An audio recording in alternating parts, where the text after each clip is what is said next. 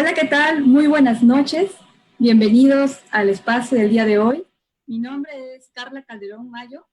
Soy bióloga marina enfocada en la gestión y conservación de recursos marinos, asimismo también en la gestión de proyectos, el cual el día también quiero agradecer en esta oportunidad a Punto y Solución por permitir a los especialistas en exponer sus ideas y también plantear posibles soluciones.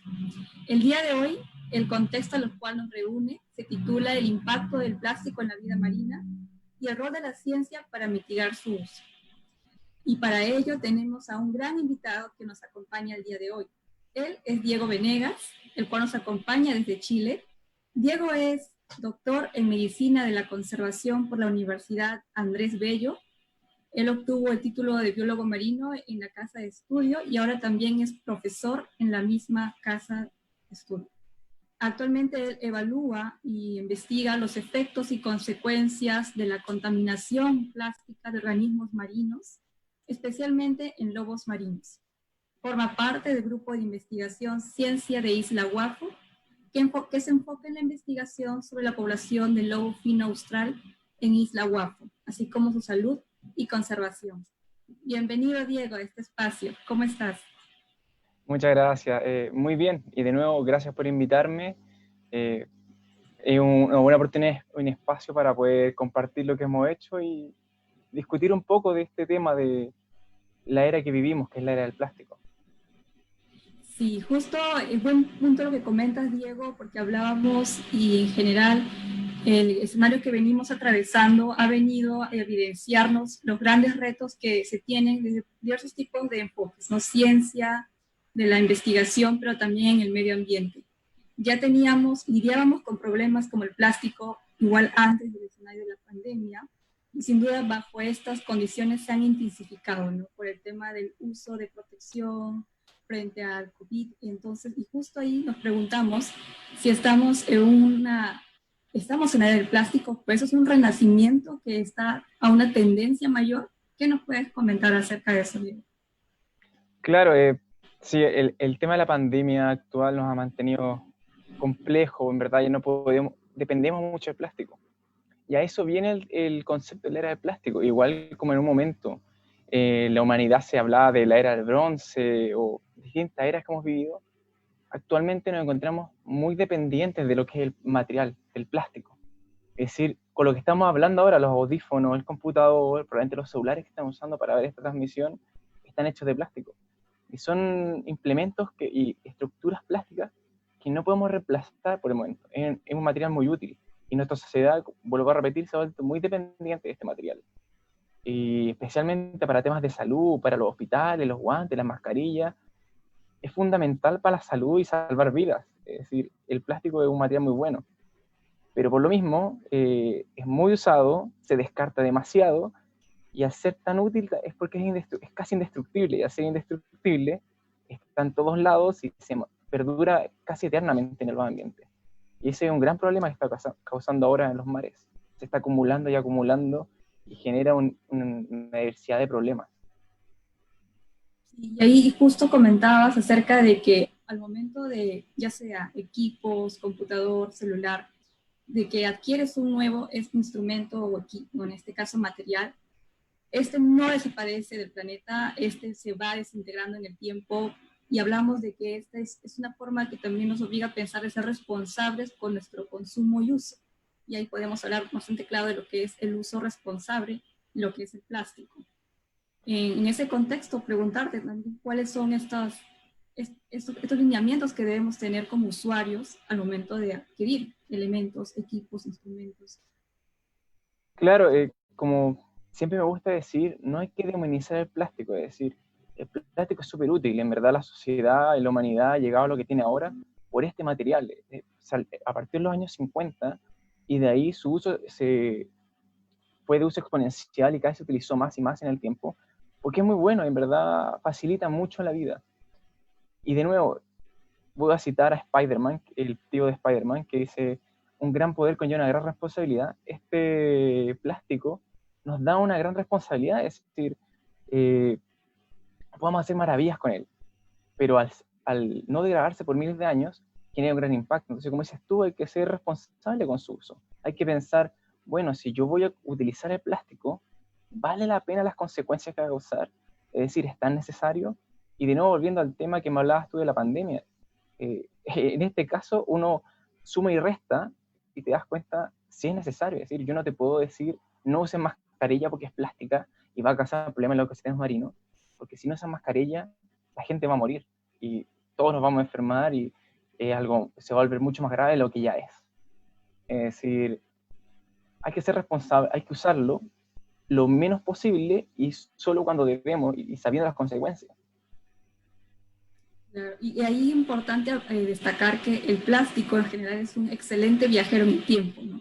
Y cuando lo digo eso es porque nos podemos preguntar cuál es la ruta del plástico, ¿no? ¿Cuál es esa ruta de esa chapa de botella, de esa mascarilla, de ese par de guantes que descartaste? ¿A dónde llega el plástico?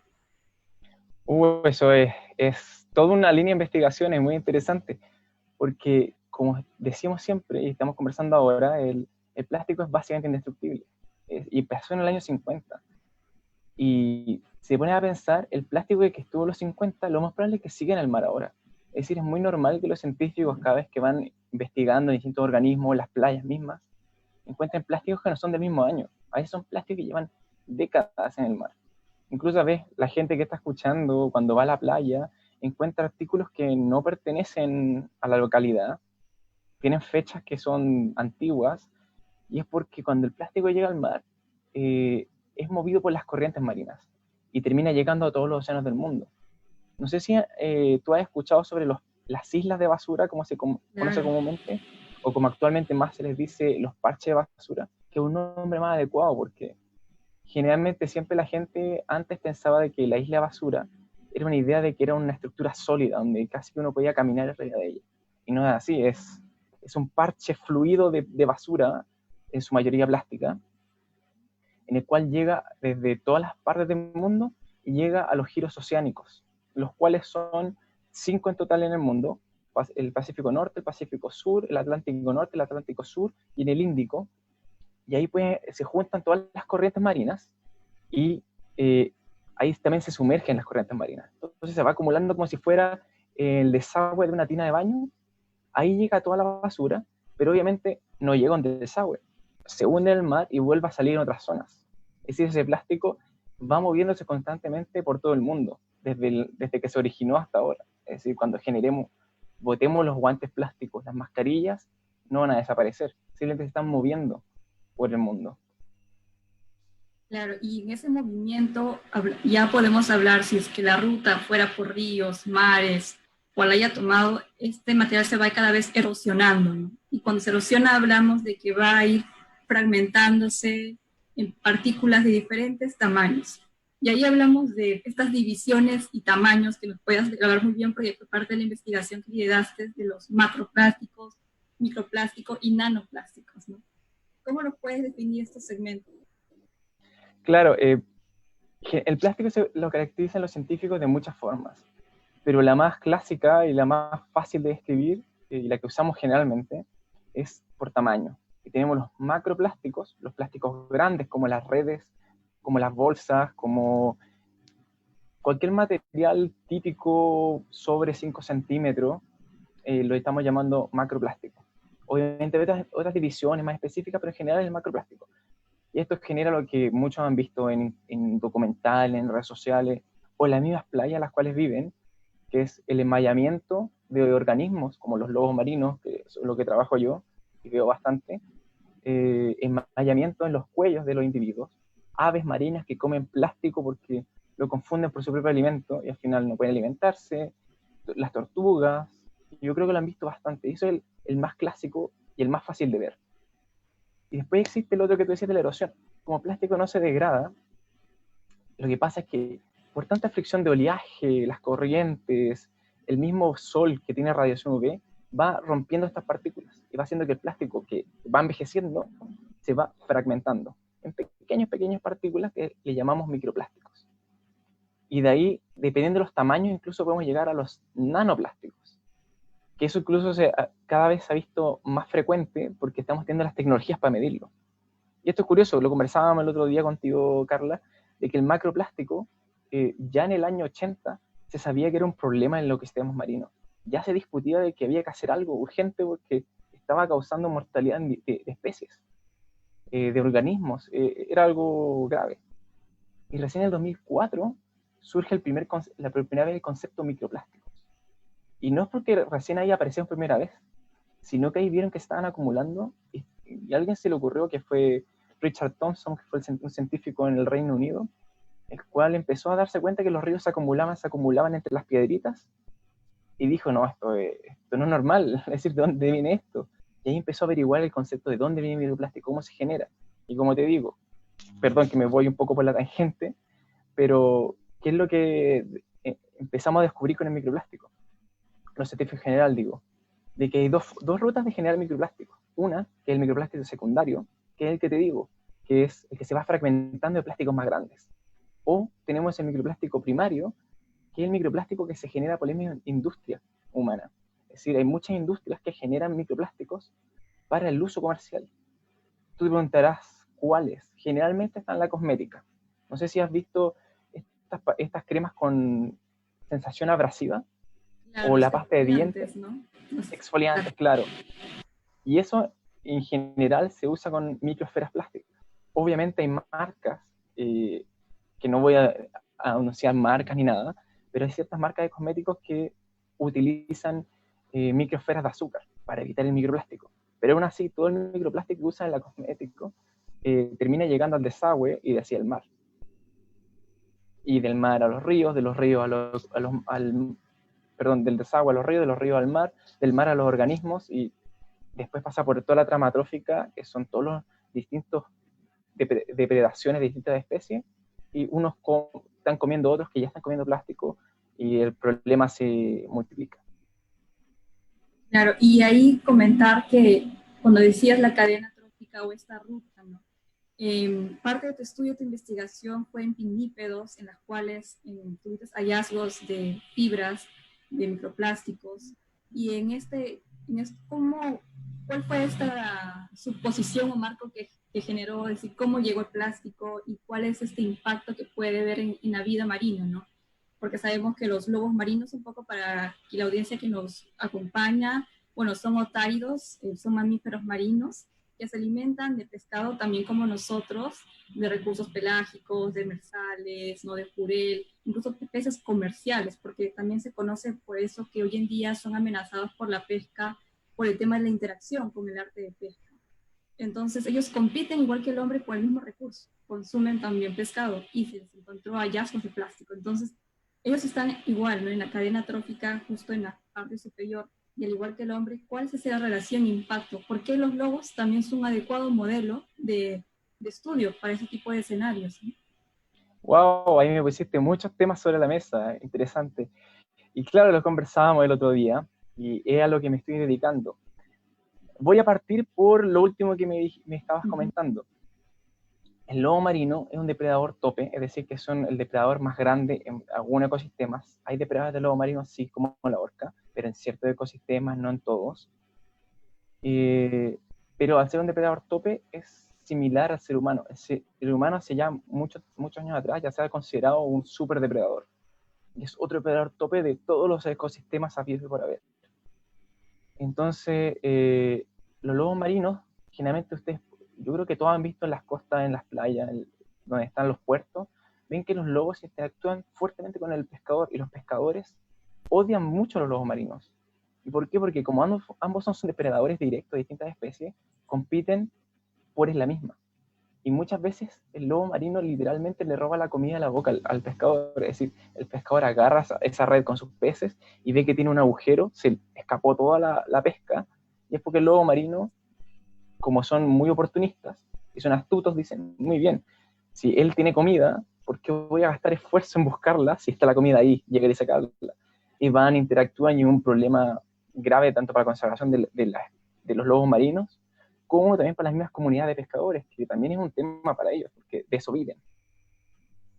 Y ahí, claro, lo que decías tú, eso genera que los lobos marinos sean una especie que su distribución se solape mucho con dónde están los plásticos y cómo se mueven los plásticos. Y hay mucha pesca incidental, no sé si has escuchado, Si la gente Claro. que nos está escuchando escucha el término, yo sé que tú lo conoces, pero es pesca accidental, suena parecido, es incidental, pero es una pesca accidental de, de especies que no te interesa pescar. Muchas veces, como tú sacas la red en distintos tipos de pesca, buscando los peces que ellos querían capturar, a veces encuentran mamíferos marinos adentro de la red. Y pueden ser lobos marinos enredados, que eso genera cuando los liberan, que se rompa la red, se bote más plástico, o que el animal muera estrangulado, que igual es algo terrible. Y después, yendo al tema de el efecto de los microplásticos sobre los marinos, porque hablamos recién de los macro, que es lo que tú me preguntabas, así empezó mi investigación. Yo conocía mucho el tema, bueno, no tanto, pero empecé a aprender del tema de macroplásticos en los marinos y sus efectos, sus enmayes, cómo evaluar lo que estaría pasando en el mundial. Y justo eso fue cerca de 2015. Y empezó, ya el 2010 estaba el boom del microplástico, y todo el mundo estaba investigando el microplástico y encontrando en todos los ambientes y en todas las especies. Lo cual tiene mucho sentido porque, como estamos hablando recién, el plástico está en todos lados. Entonces, a mí se me ocurrió, ya que me encantan los lobos marinos, ya que estaba estudiando el tema de los plásticos de los lobos marinos, dije, voy a buscar microplástico en lobos marinos, a pesar de que todos me dijeron, pero es evidente que hay ahí, sí, obviamente hay microplástico. Y sí, era evidente, la lógica lo decía, pero quiero ver qué pasa, en verdad hay muy poca información, tal vez hay poca información porque la gente cree que es algo obvio. Y empecé a buscar, con mis colegas y mi profesor en la Universidad Andrés Bello, y mis colegas de Isla Guafo, a recoger ese de lobo marino, empezar a filtrarla para buscar microplásticos. Ahí está la parte no glamorosa de la ciencia, que estuve 5 años filtrando ese de lobo marino, lo cual no es muy agradable. Y los primeros meses, cuando empecé a revisar, inventar el protocolo para encontrar, no encontraba nada. Realmente no podía encontrar nada. Y como estamos discutiendo ahora, lo más probable era encontrar plástico. Yo lo encontraba evidente, lo encontraba hasta obvio, pero no encontraba. Después de mucho esfuerzo, muchos protocolos, sufrir mucho y pasar mucho más los ratos con el hedor en el laboratorio, que no se lo recomiendo a nadie, un día encontré algo que parecía un plástico. Pero, por ejemplo, si tú piensas en microplástico, tú piensas en un fragmento, en una bolita de plástico, o como una piedrita plástica. Pero no habíamos encontrado un filamento plástico. Y yo nunca había visto eso en mi vida, ni lo había leído. Y fue como, ¿qué es esto? Muchos colegas lo miraron y me dijeron, no es un alga, no es un plancton, no es un organismo, no es una estructura de un organismo, es algo sintético, era plástico. Después empecé a leer más, estaba el tema de las microfibras que mencionaste antes. Las microfibras son microplásticos, pero al ser de una forma distinta y tener características distintas y cómo se comportan en el ambiente, se ha evaluado un poco separado de los microplásticos como tal. ¿Y dónde viene esta microfibra? Esta microfibra viene de la misma ropa, es decir, de la industria textil. Las ropas que están mezcladas con distintos polímeros para hacerlas más resistentes, cuando lavamos esta ropa y con la fricción de la lavadora, estos fibras llegan al ambiente, llegan al desagüe, llegan al río, llegan al mar y llegan a los organismos. Y yo soy una de las personas, entre muchos otros científicos, que le encontramos en organismos. Yo la encontré en lobos marinos, en el sur de Chile, en una isla donde no habían seres humanos viviendo ahí. Entonces igual fue impresionante. Y después hicimos investigaciones junto a colegas de Perú también, y vimos distintas poblaciones, tanto en Perú como en Chile, y resulta que todas las poblaciones de lobos marinos están comiendo plástico, en mayor o menor cantidad, pero como decía más o menos la evidencia y la lógica, todos están comiendo plástico. Pero aquí está lo curioso, y yo creo que es lo que tú te referías como la comparación con el ser humano. El lobo marino no es que vaya y encuentre plástico y se lo coma, no es que esté tragando agua azarosamente, porque no es lo que hacen. Igual que nosotros, estarían ingiriendo microplásticos a través de su dieta, de organismos que confunden sus presas por plástico, como pequeños plancton, copépodos o peces, que creen que este plástico que está flotando es su presa habitual, la comen, y después llega un lobo marino, se los come a él, está comiendo plástico de manera indirecta. Claro, y esa es la ruta que al final es el encuentro, ¿no? Como el lobo evidenció en el estudio que ustedes realizaron estas partículas, estas fibras. Y ahí también importante lo que destacas y salió como una lista del tema de las fibras que se encuentran en la ropa, ¿no? Muchos a veces no lo incluyen dentro de su forma de hábitos de uso de consumo y también entre lo que es cuando hablamos de tener un uso responsable, lo que es también al comprar una prenda. Y un poco, no tanto yéndome al tema, pero quizás sí destacarlo, es que la industria textil es una de las industrias más contaminantes. Entonces, cuando hablamos también de la reducción del plástico y la conciencia, también tenemos que enfocarnos en cómo elegimos nuestros productos. Y ahí también entra el tema de lo que es la tela, el textil, el contenido de que tiene, en este caso de plástico, ya sea una polera, un pantalón, o algunos artículos que se compran que tienen esta composición. Pero basando justo en el estudio que realizaste, y es por eso que justo hablábamos que los lobos ingieren al pez completo, ¿no? Es decir, ingieren las vísceras, y obviamente es ahí donde ellos también ingieren esas partículas que ellos han podido, estos peces, confundir, ¿no? Pero en el hombre es diferente, el hombre no consume vísceras, pero podemos hablar de un impacto quizás que se puede transferir a músculos en el pez, de que de alguna forma indirectamente podemos ser afectados. Claro, ese es un buen punto y se ha discutido en muchos congresos científicos al respecto y también lo he conversado con las comunidades cuando hablo con distintas personas de distintas áreas sobre estaríamos comiendo plástico, porque también es típico de Internet, estas típicas noticias alarmistas. Es probable, pero claro, como dices tú, no estamos comiendo el pez entero, no comemos las vísceras. Pero sin embargo, el otro día también estábamos conversando tú y yo de que el camarón sí lo comemos entero. Las almejas también las comemos enteras y esas filtran agua. Las almejas, por ejemplo, son organismos como muchos moluscos, los bivalvos, que son estas especies que tienen dos conchas, una por ambos lados. Hay distintas especies. En Perú son distintas a Chile, entonces no quiero empezar a nombrar especies porque tal vez no tiene mucho sentido, pero estas especies filtran agua. Y al filtrar agua están filtrando también plástico. Y ellas no tienen cómo diferenciar entre una presa y otra en su alimento. Simplemente filtran todo y las estructuras duras quedan adentro. Lo mismo el camarón. El camarón y otros organismos son lo que se llaman detritívoros, que son los que comen las partículas flotantes del mar, con sus patitas, por eso hago así. Me veía un poco ridículo, pero así hacen los camarones. Y también estarían comiendo eso. Y nosotros son organismos que comemos enteros, al igual como lo haría el lobo marino con crustáceos o con peces. Entonces ahí podríamos estar ingiriendo plástico. Respecto a si llega al músculo, ese es un tema que se está investigando aún. Como te contaba anteriormente, y también mencionaste tú, el microplástico se determinó como un plástico inferior a 5 centímetros cuando se descubrió el 2004. Pero cada año se descubren tamaños más nuevos, más pequeños, es decir, porque hay tecnologías más avanzadas.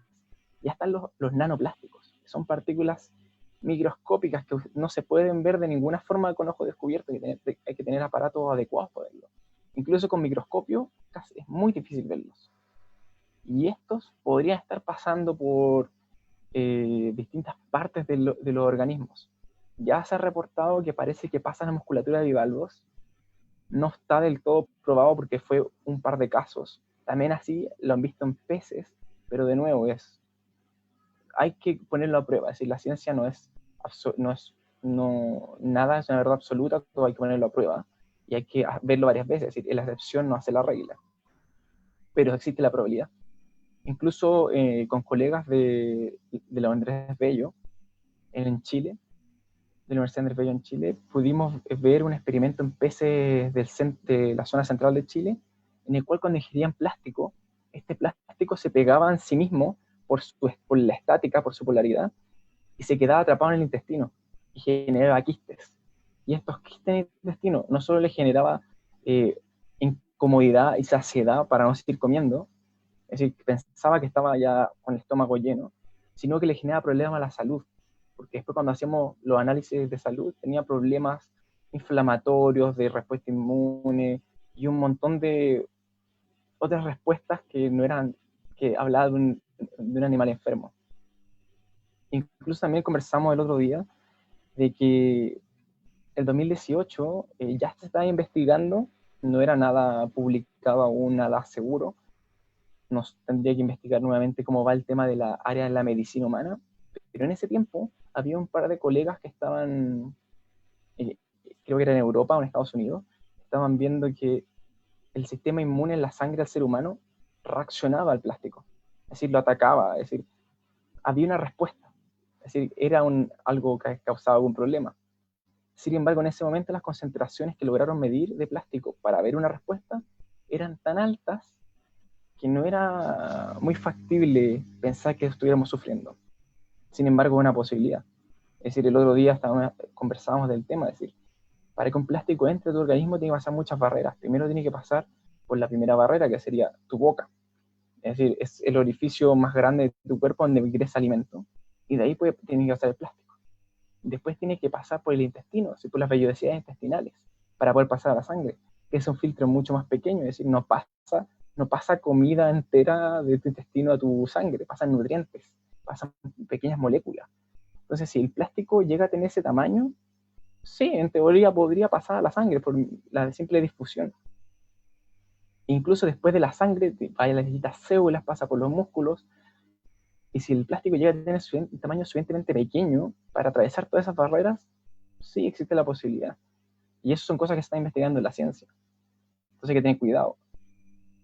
Exacto, y justo ahí acabas con la ciencia, ¿no? La parte que justo hoy nos acompaña el título es ¿y cuál es el rol, el papel de la ciencia para ayudarnos a mitigar, controlar, tomar medidas, estrategias?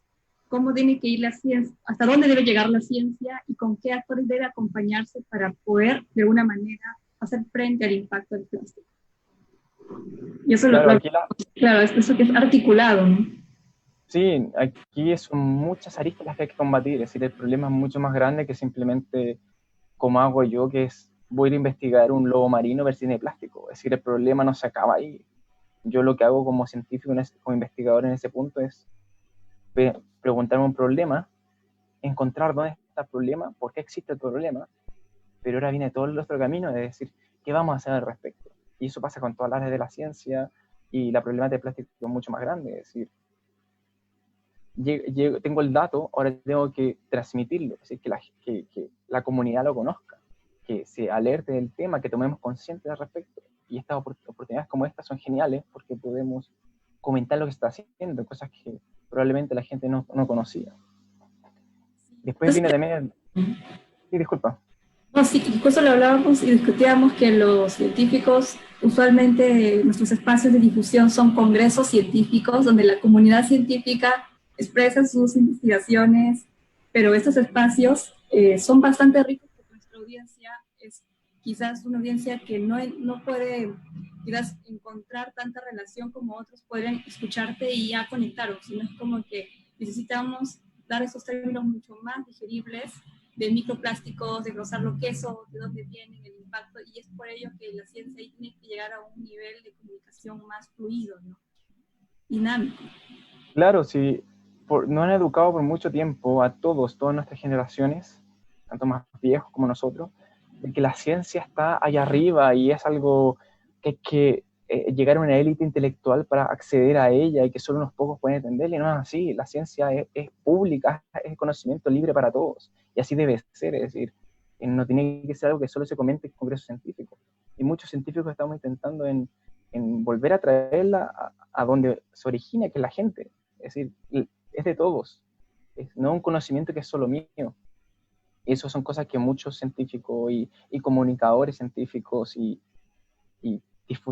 gente que difunde conocimiento está luchando por eso, que generar esta información entretenida, mostrársela pública, gratis, y eso es súper importante. Claro, es ahí donde se encuentra el fin de la investigación, ¿no? Si bien es comunicar las evidencias, el estudio, que puede tener hasta un hito, ¿no? Comunicas y ya luego es donde se articulan otros sectores y se comienza ya a generar, basada en la evidencia, una alternativa, un tipo de normatividad que se puede implementar a nivel local, nacional, y es ahí donde la ciencia cumple su rol de evidencia y de posicionar un tema que es una problemática, ¿no? Cuyas causas obviamente soportan la investigación. Claro, y como dices tú, es posicionar ese conocimiento, poner la problemática sobre la mesa, porque no sirve de nada hacer investigación y generar esta información para que después los gobiernos que toman las medidas no la tengan accesible y no saben lo que está pasando. Si sabemos que hay un problema y no lo ponemos sobre la mesa, ¿qué medidas se pueden tomar al respecto? Entonces, la ciencia tiene que generar información, tiene que difundir esta información, tiene que llegar a las comunidades se tienen que organizar, tomar esta información y después exigir cambios. ¿Sí? Tampoco esperar sentados de que el gobierno, los políticos de distintos países, de todos lados, digan, oh, muy bien, voy a preocupar por el medio ambiente. No, también nosotros tenemos que exigir, tenemos que juntarnos, agruparnos, y ahí también entre la gente que son activistas, también entre la gente que moviliza grupos, la gente que va a decir, muy bien, ya descubrieron el problema, queremos hacer algo al respecto. Y hace presión social. Después también desde arriba los políticos empiezan a generar leyes, empiezan a generar medidas con esta información. Y después ya se planea que hay que hacer algo. Después viene nuevamente la ciencia, tiene que meterse ahí, junto con ingenieros, con innovadores, con distintas áreas, sociólogos, todas las áreas que se puedan involucrar de, muy bien, ahora ¿cómo lo hacemos? Porque si vamos a hacer algo, toda acción humana genera repercusión, va a generar un impacto. ¿Cómo lo hacemos para no generar más impacto aún? ¿Y cómo lo hacemos para no afectar a las comunidades alrededor? Por ejemplo, si queremos limpiar una playa o queremos evitar que se siga botando redes de pesca, no es tan fácil como decir, prohibamos la pesca. Es decir, ya, pero ¿cuáles son las repercusiones de eso? Es decir, hay gente que vive de eso. Entonces ahí tienes que meter distintas áreas, ya empezar a discutirlo. Pero si no tienes la información de un principio disponible para todos, nunca vamos a llegar a eso. Exacto, y ahí es donde el fin de la ciencia se revela, ¿no? De cómo la evidencia nos puede ayudar a poder encontrar soluciones a los problemas que van siendo parte del sistema. Y creo que ahí también hablar, y me gustaría, ya que estamos un poco entrando en el tema social, entre el político, el tema de lo que llamamos el bien colectivo. Cuando alguien cuando alguien es muy consciente y responsable de lo que en este caso muchas personas tienen un tipo de hábito, ¿no? Y forma de vida que usan las botellas para recambio de agua, usan materiales. Y creo que hay muchos ejemplos que podemos citar, pero eso de bien colectivo es pensar que no solamente no le quiero hacer un impacto al medio ambiente, es decir, quiero minimizar mi huella, mi impacto, pero también pienso en los demás, ¿no? Pienso que hay generaciones, pienso que hay una comunidad que también tiene derecho a vivir en un ambiente saludable. Y es ahí donde me gustaría discutir acerca de este bien colectivo que también nos ha llevado al escenario que estamos atravesando. Si yo estoy bien o ya pasé este proceso que dice COVID, no es decir, ya no estoy, pero salgo y dicen, no, pero no salgas, puedes infectar. Y es así donde tienes que pensar que puedes afectar a otro, ¿no? Y este bien colectivo me gusta mucho llevarlo al contexto porque lo estamos atravesando, pero en otro escenario. Pero esto también pasa con el plástico. Sí, no, claro, la pandemia, que es algo terrible y en verdad nos tiene en crisis a todos, en verdad no hay nadie que no haya afectado. Toda mi fuerza a la gente la está pasando mal. Nos ha enseñado que es responsabilidad de todos, es decir, si yo me voy a exponer al virus, no va a afectarme solo a mí, va a afectar a todos los que me rodean. Y así es con todo, en verdad. Tenemos que recordar que el planeta es finito, es redondo, es decir, no hay salida de este planeta. Y los recursos son limitados. Y resulta que todo lo que hagamos va a tener repercusiones. El plástico también es un buen ejemplo. Es decir, si yo compro una botella plástica y la boto a la basura, generalmente uno siempre tiene la visión de que la botaste a la basura y desapareció. Alguien se la llevó, hay gente que la tira al suelo, hay gente que la tira por la ventana, hay gente que la tira al mar, que es aún peor. Y la tira y uno, listo, se fue, desapareció. Pero estamos repitiendo durante todos estos minutos que hemos estado hablando de que el plástico es básicamente indestructible. Es decir, no se fue a ningún lado, no desapareció, solo está dando vueltas por el planeta, por el sistema. Y a alguien le va a causar repercusión. Es decir, en el tema basura, no sé si la gente sabrá, pero hay un montón de países que son vertederos de otros países, que se les paga por dejar su basura ahí. Imagínese usted vivir al lado de la basura. No es agradable y tiene problemas la salud. Y no solo con los seres humanos, con la misma naturaleza, lo que estamos hablando. El lobo marino con plástico, el lobo marino se está enredando por plástico. También así los peces, también así las tortugas. Y muchas especies están muriendo y está causando muchos problemas también en la conservación de especies. Esta contaminación por actos nuestros.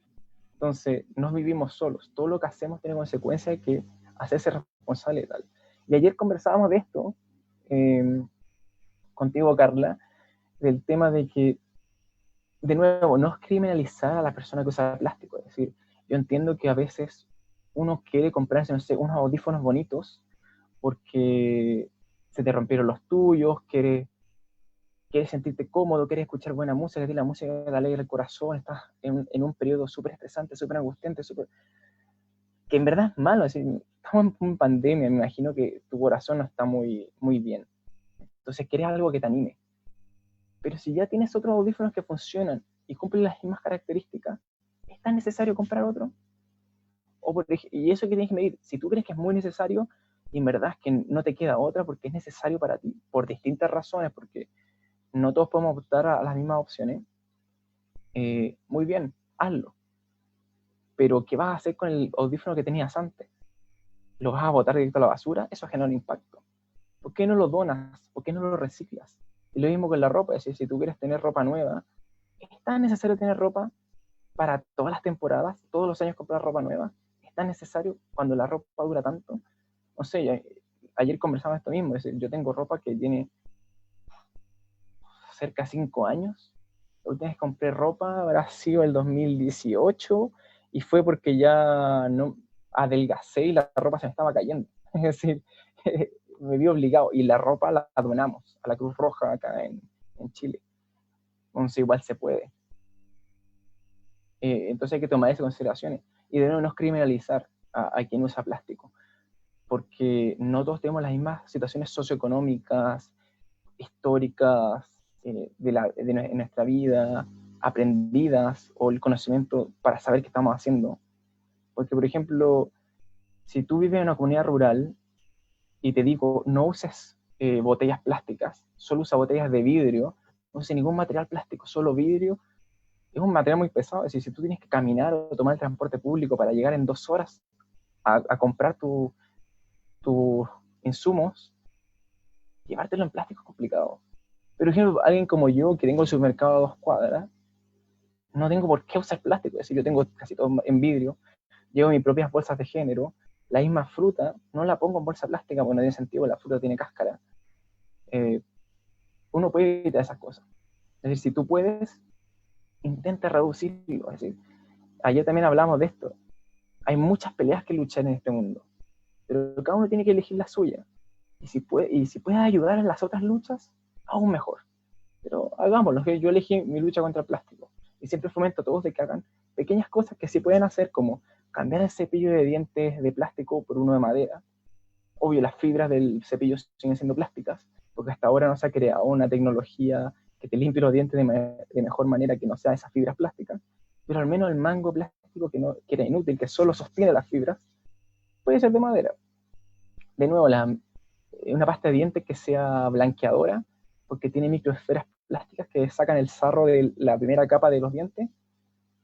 No es tan necesario. Es decir, los dientes no deben ser blancos, es decir, son dientes, son huesos. No existe el diente blanco brillante como nos dice la televisión.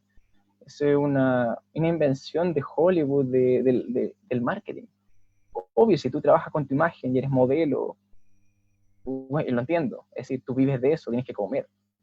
Por eso no lo criminalizo. Pero si no necesitas eso, también no necesitas esa pasta de dientes con microesferas plásticas. Y así uno puede ir seleccionando qué implemento usar. Y hacerse responsable del problema.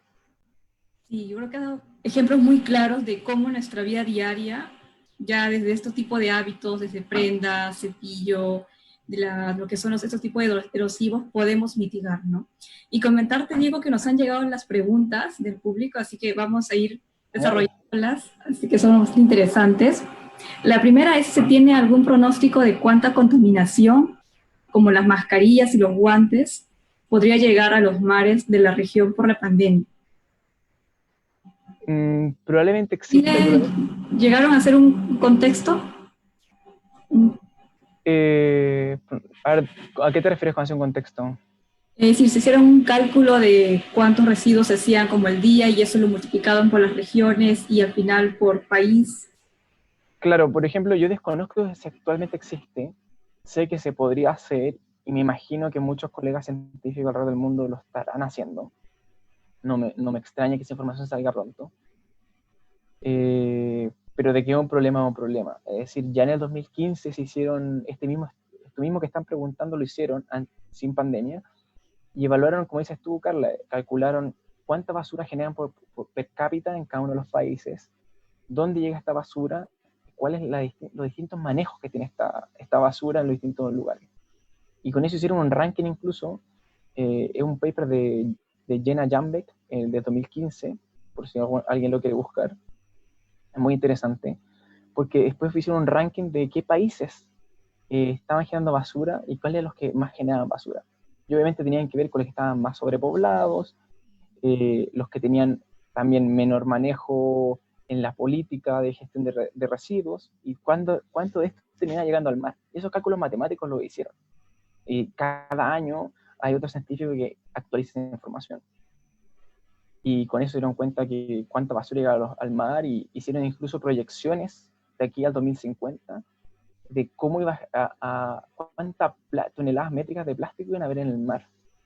Y se dieron cuenta, y esto es súper grave, de que eso fue en el 2015, que incluso si tomábamos las mejores medidas hasta la fecha de 2015, para evitar que la basura y el plástico llegue al mar, aún así iba a aumentar al menos 100 veces al 2050 de lo que había en el 2015. Y las proyecciones, hasta como vemos el 2025, no hemos tenido las mejores regulaciones y gestiones de residuos, así que está aumentando, es grave. Y respecto a la pandemia, yo creo que el recurso intelectual de la gente que hace estos análisis está usado en otras cosas que en este momento pueden ser más importantes. Es decir, ver cómo se está moviendo la pandemia, ver cuáles son las consecuencias de la enfermedad y las muertes. No digo que el plástico deje de ser importante para nada, pero esa información yo creo que va a salir en algún momento.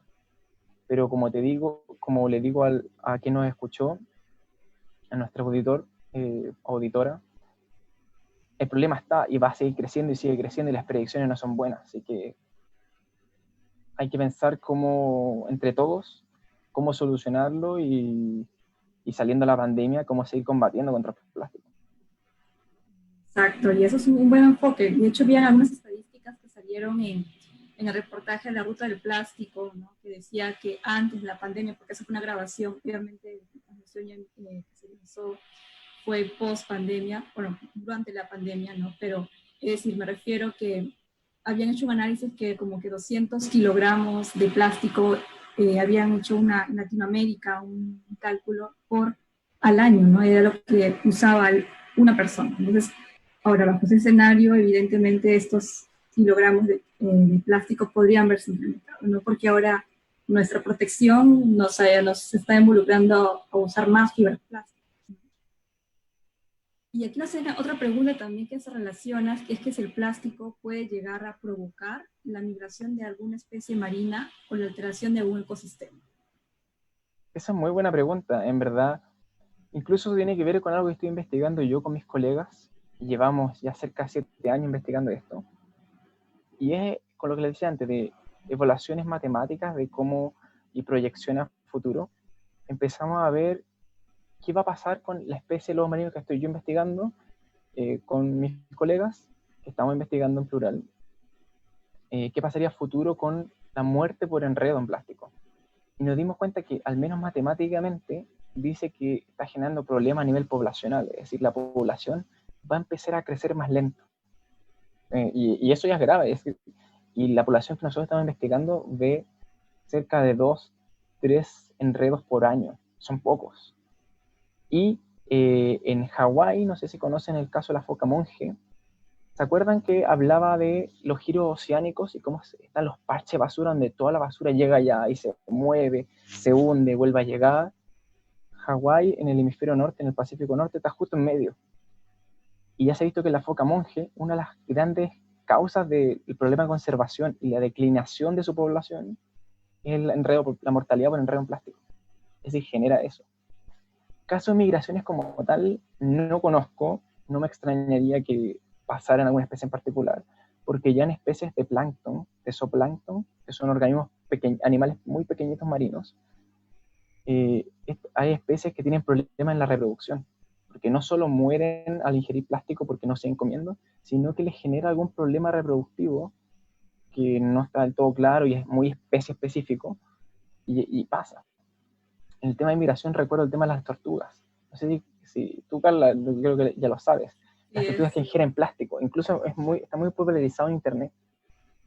Y eso pasa porque las tortugas migran por todo el Atlántico, llegan desde el lado oeste del Atlántico, del lado oeste del Atlántico al lado oeste hacia América, y mientras van avanzando, ellas deben comer, porque pasan hambre, son días y días nadando, y confunden las bolsas plásticas por medusas, y comen una bolsa plástica. Claro. Siguen con hambre. Veo otra bolsa, me la como, no era medusa, sigo con hambre, así.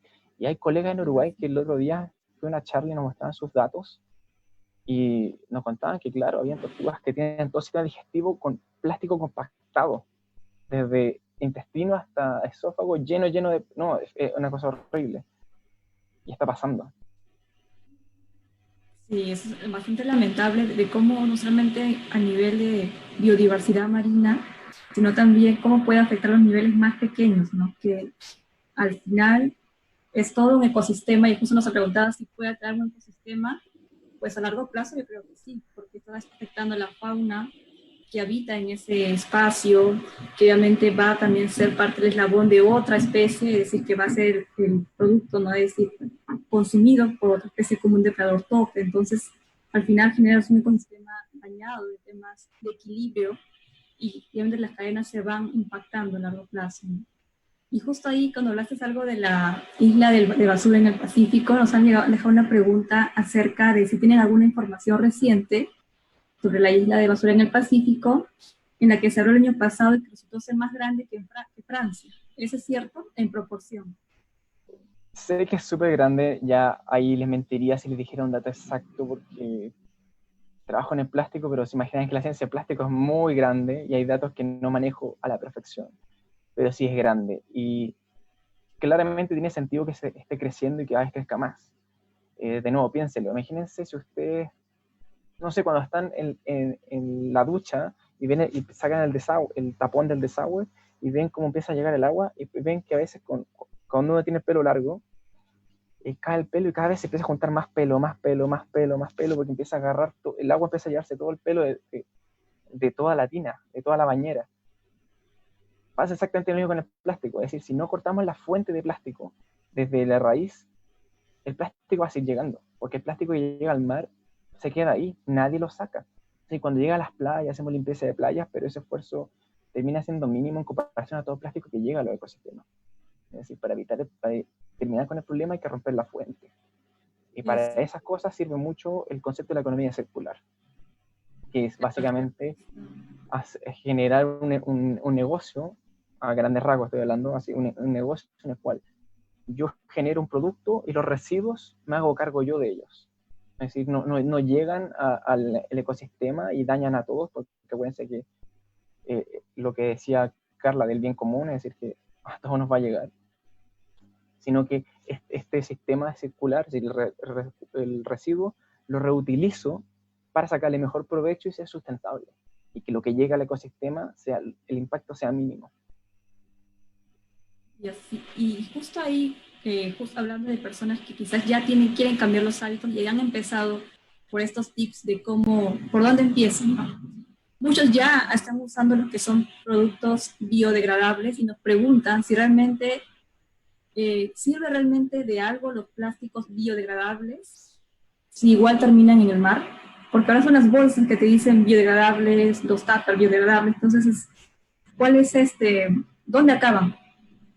Claro, ¿Cómo ahí, organizan, no? claro, ahí entramos en un tema de definición, porque también qué definición usa la industria, qué definición usa el científico y qué definición usa la gente en el día a día con la palabra biodegradable.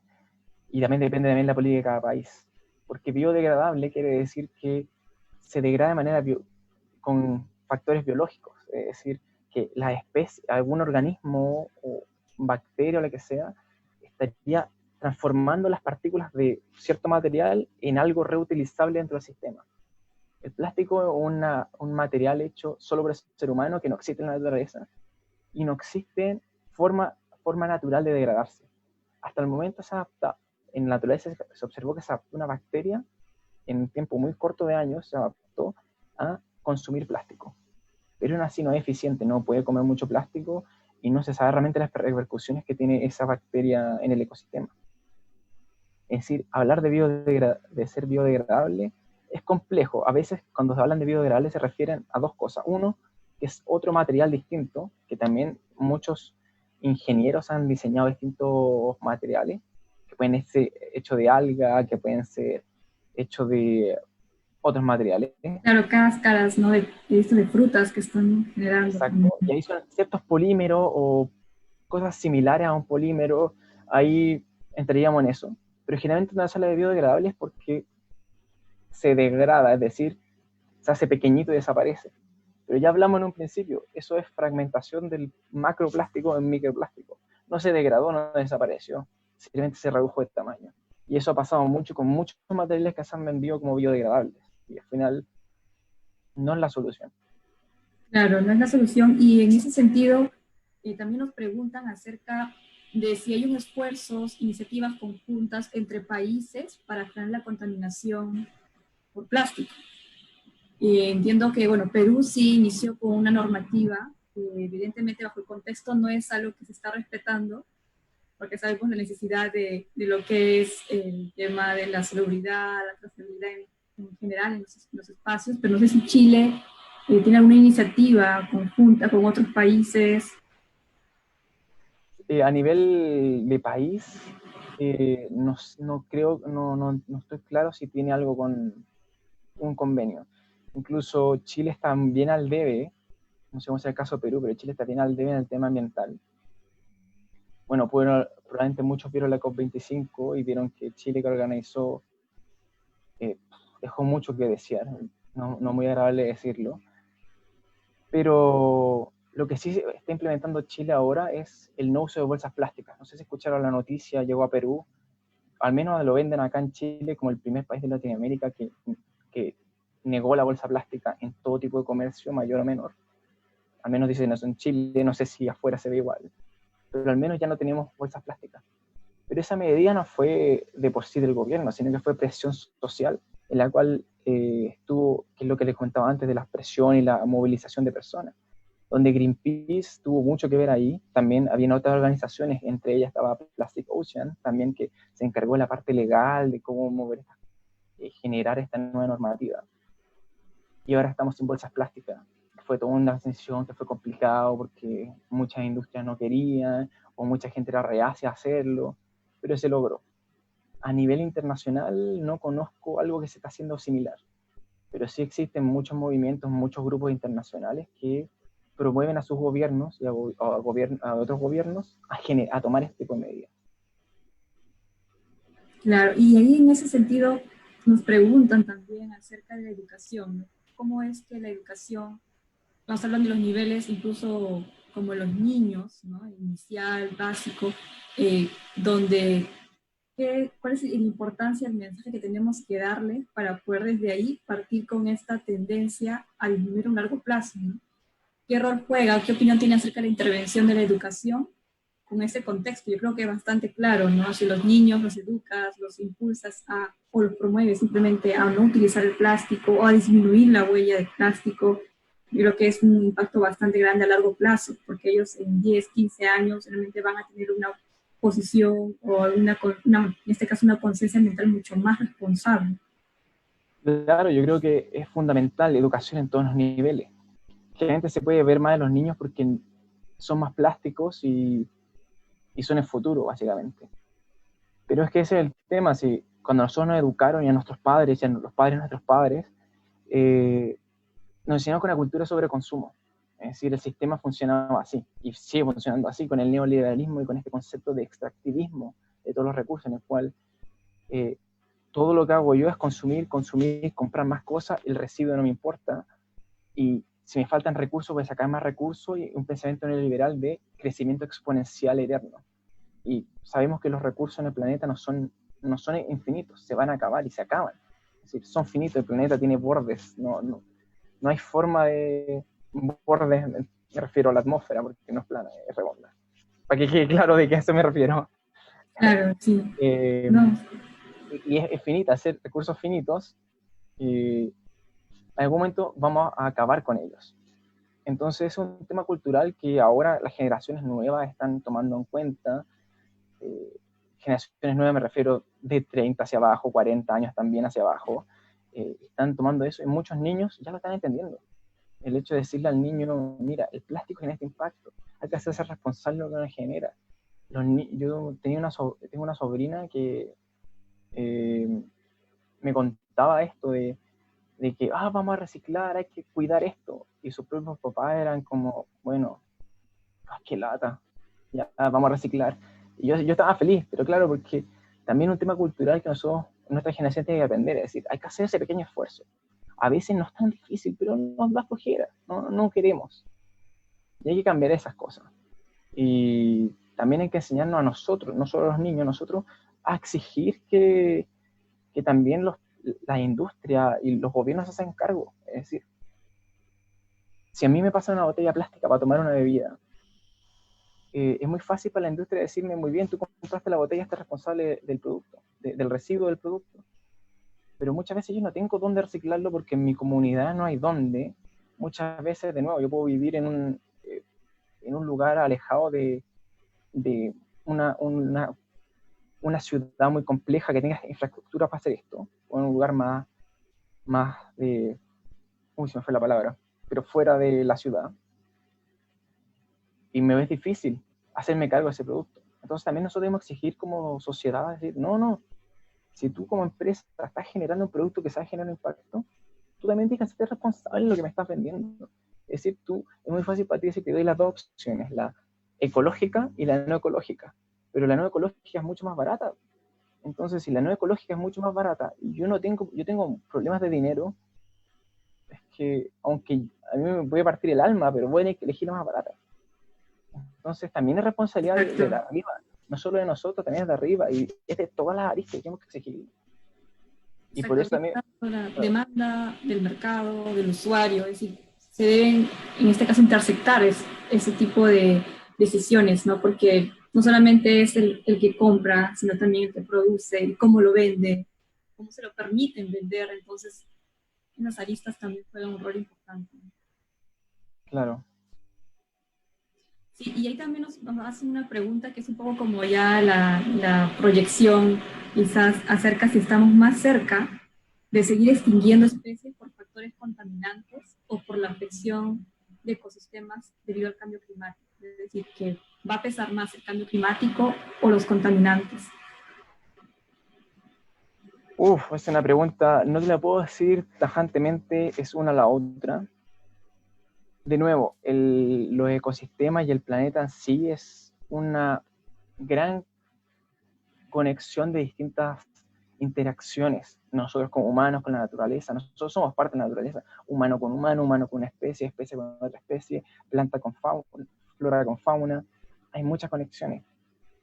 El cambio climático es uno de los grandes problemas que estamos sufriendo ahora, y es por consecuencia de todo lo que estamos haciendo. Es decir, el plástico y el problema del plástico viene por lo que te decía anteriormente, viene por el sobreconsumo y el extractivismo y ese pensamiento de crecimiento exponencial y de recursos ilimitados. Y esas mismas causas generan el cambio climático, es decir, si el hecho de sacar más petróleo, producir más autos, producir más contaminación, para producir plástico se genera contaminación atmosférica también. Entonces son muchos problemas sumados uno a otro, no es tan fácil como decir, está el cambio climático en un lado y está la problemática del plástico en el otro. Todo está interconectado y es la misma causa, es el sobreconsumismo y el extractivismo que tenemos a nivel global. Es decir, no hacernos responsables de los residuos que hacemos, que producimos. Puede ser residuo plástico o puede ser residuo de dióxido de carbono. Entonces, el problema viene por lo mismo, por la falta de responsabilidad que tenemos nosotros como seres humanos. Y ahí también acotar que había algunas proyecciones, ¿no? Que se estaban haciendo que en 30 años va a haber mucho más plástico que peces en el mar.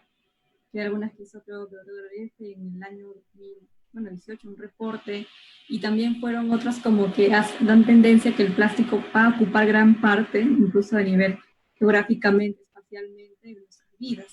Pero como lo dices, Diego, me coincido mucho contigo de que estos son factores que van sumando, o sea, que se van acumulando, y que obviamente el cambio climático se va cada vez haciendo mucho más agresivo, va haciendo un impacto más notorio en la diversidad, en la distribución, disponibilidad de presas, y vamos a ver viendo que todas esas se van a ir al final como este pellet que dices, que se van cada vez juntando y se va creciendo esta bolita, y al final es a lo que va a impactar en gran medida el ecosistema, ¿no? Y es una pena porque realmente nos damos cuenta que gran parte del impacto lo tiene el hombre. Entonces ahí es donde empezamos nuevamente a pensar como personas en qué estamos haciendo por el planeta. ¿Qué puedes hacer por el planeta en ese tiempo? Porque no somos eternos, y creo que esta forma también de crear, tener más, extraer, y como que estás pensando que vas a ser eterno y no eres eterno, ¿no? Y eso también hoy en día en las negociaciones mundiales se hablaba de que el hombre es parte de la naturaleza, se hablaba del hombre y la naturaleza, no como es como que están separados, pero ahora se corrigió ese término y se cambió, el hombre está dentro de la naturaleza, porque realmente tenemos que vernos dentro, porque es así donde nos sentimos parte de ese problema, y es así también como enfrentamos esta problemática, y podemos dar soluciones, ¿no? Sí, estoy muy de acuerdo contigo, así como dices tú, somos parte de la naturaleza, no estamos ajenos a ella, aunque nos hayan dicho toda la vida de que la ciudad es separada de la naturaleza, no, así, está metida dentro de la naturaleza.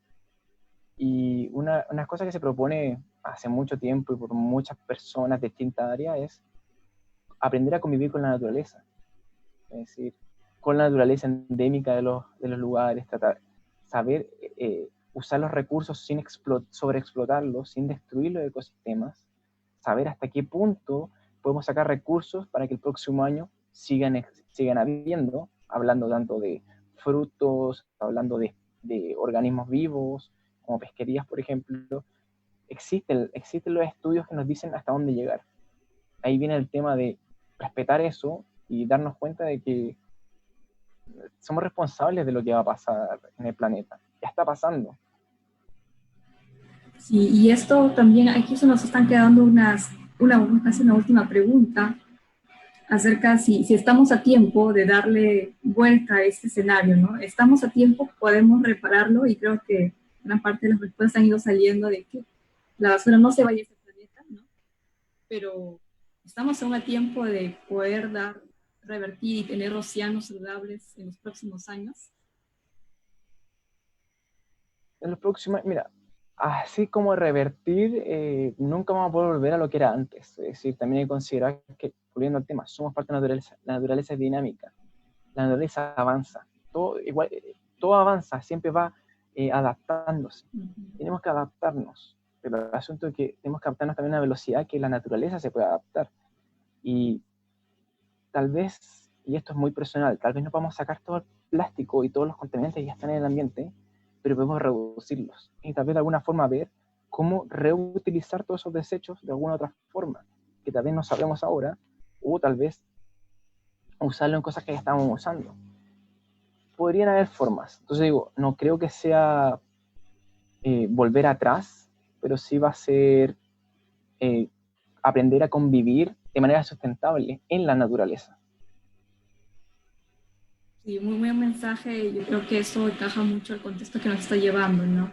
Si bien quizás nos podrán preguntar, no he visto una consulta, pero creo que básicamente, Diego, en tu experiencia me comentabas de qué estás haciendo ahora en esta cuarentena para reducir al máximo el plástico, el tema de las mascarillas, qué opción has tomado, el tema de los guantes, en el tema de las bolsas, cómo has adaptado tu vida para que pese esta cuarentena que te obliga bastante en el descarte, no sea esto una opción que tengas que afrontar cada día, ¿no?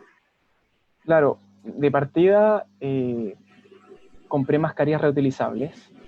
Sé que son más caras, a veces son más difíciles, pero vale la pena el gasto. Si no puedo comprar mascarillas reutilizables y tengo que usar mascarillas desechables o que me siento más seguro con ellas, puede ser también.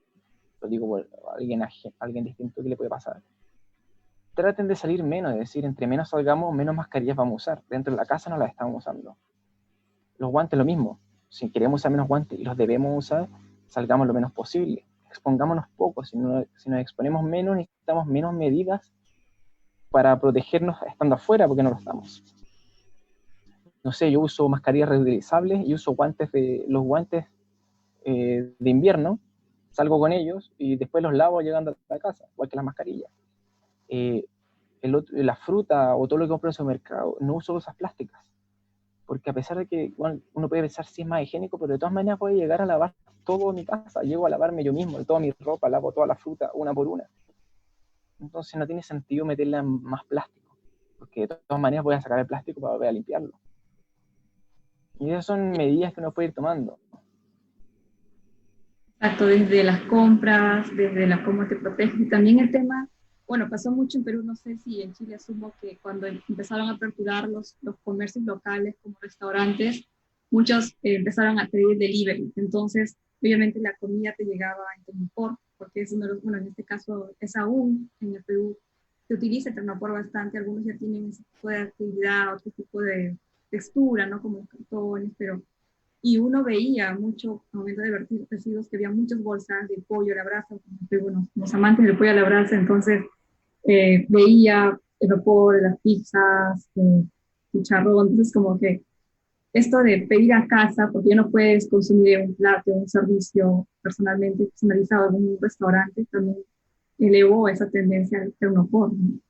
Y eso yo creo que un mensaje es para no antojarse tanto de ese tipo de comida y lo posible usar preferir negocios que te den ese tipo de alternativas como un material que no sea tan erosivo y agresivo para el medio ambiente.